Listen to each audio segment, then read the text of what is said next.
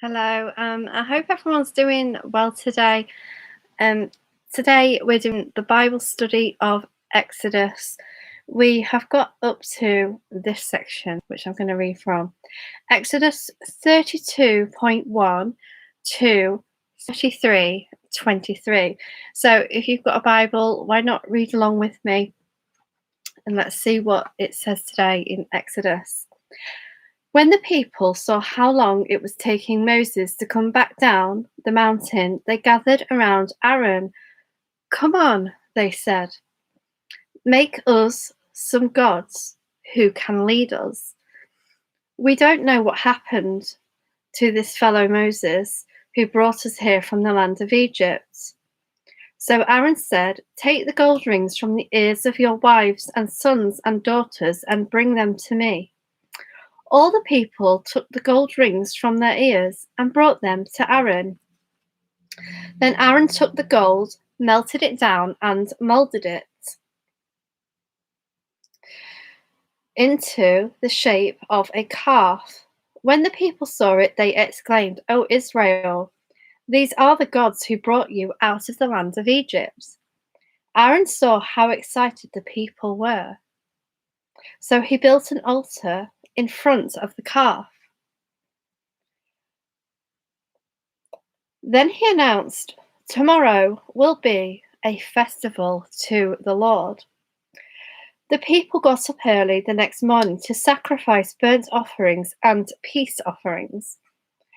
After this, they celebrated with feasting and drinking, and they indulged in pagan rivalry. The Lord told Moses, "Quick, go down the mountain. Your people whom you brought from the land of Egypt have corrupted themselves. How quickly they have turned away from the way I commanded them to live.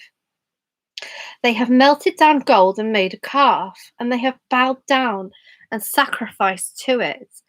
They are saying, 'These are your gods, O Israel, who brought you out of the land of Egypt.'" Then the Lord said, "I have seen how stubborn and rebellious these people are. Now leave me alone so my fierce anger can blaze against them, and I will destroy them. Then I will make you, Moses, into a great nation." But Moses tried to pacify the Lord his God. "O Lord," he said, "why are you so angry with your own people, whom you brought from the land of Egypt with such great power and a strong hand? Why let the Egyptians say their God rescued them, with the evil intention of slaughtering them in the mountains and wiping them from the face of the earth? Turn away from your fierce anger. Change your mind about this terrible disaster you have threatened against your people. Remember your servants, Abraham, Isaac, Jacob. You bound yourself with an oath to them, saying, 'I will make your descendants as numerous as the stars in heaven, and I will give them all of this land that I have promised your descendants, and they will possess it forever.' So the Lord changed his mind about the terrible disaster he had threatened to bring on his people. I am actually noticing quite often how people seem to negotiate with God, or try to calm down his anger and may help God to see things in a different way. I'm finding that very interesting. Um, and I wonder that there, like, what the plan was all along. Is God learning as he's going with with humans on earth? Is he learning his own way, or is he helping people to develop their skills, their people skills? Let me know what you think about those kinds of things where it seems that people are negotiating with God to have a different outcome. I find that quite interesting. It's something to think about. So then Moses turned and went down the mountain. He held in his hands the 2 stone tablets inscribed with the terms of the covenant. They were inscribed on both sides, front and back. These tablets were God's work. The words on them were written by God Himself. When Joshua heard the boisterous noise of the people shouting below them, he exclaimed to Moses, "It sounds like war in the camp." But Moses replied, "No, it's not a shout of victory, nor the wailing of defeat.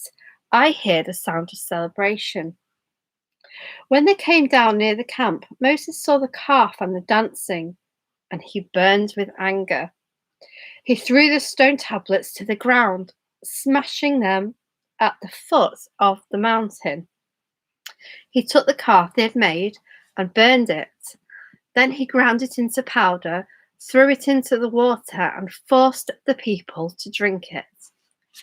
Finally, he turned to Aaron and demanded, "What did these people do to you to make you bring such terrible sin upon them?" "Don't be so upset, my lord," Aaron replied. "You yourself know how evil these people are. They said to me, 'Make us gods that will lead us.' We don't know what happened to this fellow Moses, who brought us here from the land of Egypt. So I told them, 'Whoever has gold jewelry, take it off.' When they brought it to me, I simply threw it into the fire, and out came this calf." Moses saw that Aaron had let the people get completely out of control, much to the amusement of their enemies. So he stood at the entrance to the camp and shouted, "All of you who are on the Lord's side, come here and join me." And all the Levites gathered around him. Moses told them, "This is what the Lord, the God of Israel, says. Each of you take your swords and go back and forth from one end of the camp to the other. Kill everyone, even your brothers, friends, and neighbors." The Levites obeyed Moses. They obeyed his command, and about 3,000 people died that day. Then Moses told the Levites, "Today you have ordained yourselves for the service of the Lord, for you obeyed him, even though it meant killing your own sons and brothers. Today you have earned a blessing." The next day, Moses said to the people, "You have committed a terrible sin, but I will go back up to the Lord on the mountain. Perhaps I will be able to obtain forgiveness for your sin." So Moses returned to the Lord and said, "Oh, what a terrible sin these people have committed. They have made gods of gold for themselves. But now, if you will only forgive their sin, but if not, erase my name from the record you have written." But the Lord replied to Moses, "No, I will erase the name of everyone who has sinned against me. Now go, lead the people to the place I told you about. Look, my angel will lead the way before you. And when I come to call the people to account, I will certainly hold them responsible for their sins." Then the Lord sent a great plague upon the people because they had worshipped the calf Aaron had made. The Lord said to Moses, "Get going, you and the people you brought up from the land of Egypt. Go up to the land I swore to give Abraham, Isaac, and Jacob. I told them, 'I will give this land to your descendants, and I will send an angel before you to drive out the Canaanites, Amorites, Hittites, Perizzites, Hivites, and Jebusites.'" Excuse my pronunciation if I got anything wrong. Go up to this land that flows with milk and honey. But I will not travel among you, for you are stubborn and rebellious people. If I did, I would surely destroy you along the way. When the people heard these stern words, they went into mourning, and they stopped wearing their jewelry and fine clothes. For the Lord had told Moses to tell them, "You are a stubborn and rebellious people. If I were to travel with you for even a moment, I would destroy you. Remove your jewelry and fine clothes while I decide what to do with you." So from the time they left Mount Sinai, the Israelites wore no more jewelry or fine clothes. It was Moses' practice to take the tent of meeting and set it up some distance from the camp. Everyone who wanted to make a request of the Lord would go into the tent of meeting outside the camp. Whenever Moses went to the tent of meeting, all the people would get up and stand in the entrances of their own tents. They would all watch Moses until he disappeared inside. As he went into the tent, the pillar of cloud would come down and hover at its entrance while the Lord spoke. Let me just sort out my little pages are stuck together here. Right. The pillar of cloud would come down and hover at its entrance while the Lord spoke to Moses. When the people saw the cloud standing at the entrance of the tent, they would stand and bow down in front of their tents. Inside the tent of meeting, the Lord would speak to Moses face to face, as one speaks to a friend. Afterward, Moses would return to the camp, but the young man who assisted him, Joshua, son of Nun, would remain behind in the tent of meeting. One day, Moses said to the Lord, "You have been telling me, 'Take these people up to the promised land,' but you haven't told me whom you will send with me. You have told me, 'I know you by name, and I look favorably on you.' If it is true that you look favorably on me, let me know your ways so I may understand you more fully and continue to enjoy your favor. And remember that this nation is your very own people." The Lord replied, "I will personally go with you, Moses, and I will give you rest. Everything will be fine for you." Then Moses said, "If you don't personally go with us, don't make us leave this place. How will anyone know you look favorably on me and on your people if you don't go with us? For your presence among us sets your people and me apart from all the other people on earth." The Lord replied to Moses, "I will indeed do what you have asked, for I look favorably on you, and I know you by name." Moses responded, "Then show me your glorious presence." The Lord replied, "I will make all my goodness pass before you, and I will call out my name, Yahweh, before you.